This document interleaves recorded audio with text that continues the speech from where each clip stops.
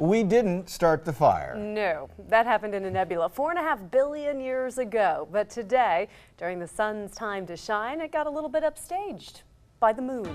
Matt King is live in our studio with something. Don and Michelle, I made this today. I actually made it for you guys. I also wanted to show you how I made it and all the cool stuff it let us see. Start with the duct tape.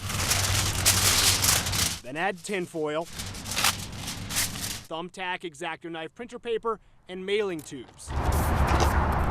One can't just peer up into the heavens and expect to walk away unscathed. No, to skirt Apollo, it takes some good old-fashioned American ingenuity. Tubes on tubes, tinfoil on one end, pinprick of a hole, viewing hole on the opposite end, point that bad boy at the sun, and suddenly any reporter can play astronomer or astronaut, fantasizing about the life he could have had out among the stars. Education liaison, Boise Astronomical Society. Leif Edmonton needed no such MacGyvering to view this partial eclipse. It's not real rare, it's not real common, it's somewhere in between. Instead, he just brought out his telescope. It's a special solar filter that blocks 99.999% of the light. Our way of viewing the eclipse is a little bit less technical, but it is just as awesome. You can see that black circle that's starting to sneak into the lighter colored one. That's the moon beginning to partially eclipse the sun.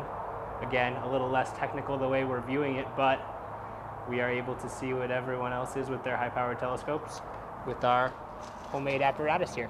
It's pretty sweet. Sweeter still, the view from a little farther south, where slightly different angles made Idaho's partial eclipse something called an annular eclipse. That's called the Ring of Fire. It's going to be sweet. And to prevent falling into that burning ring of fire, Leif preached solar safety. High-powered welder's goggles, expensive filtered telescopes, or maybe something a little more homemade. I thought this was going to be simple. You heard Roland, it was supposed to be simple, and you can imagine how pleased I was to hear his griping while I was slaving away to bring the eclipse to the people. Don's wife, meanwhile, Mary, wisely pointed out I could have also just used this. A simple garbage bag, hold it up to the sun, and you can see the eclipse nearly perfectly. Oh well, August of 2017, a full eclipse will be here in Idaho, and we'll be able to maybe try out the garbage bag technique then. Live in studio, Matt King, today's 6 News. It's also easier to store. Thanks, Mac.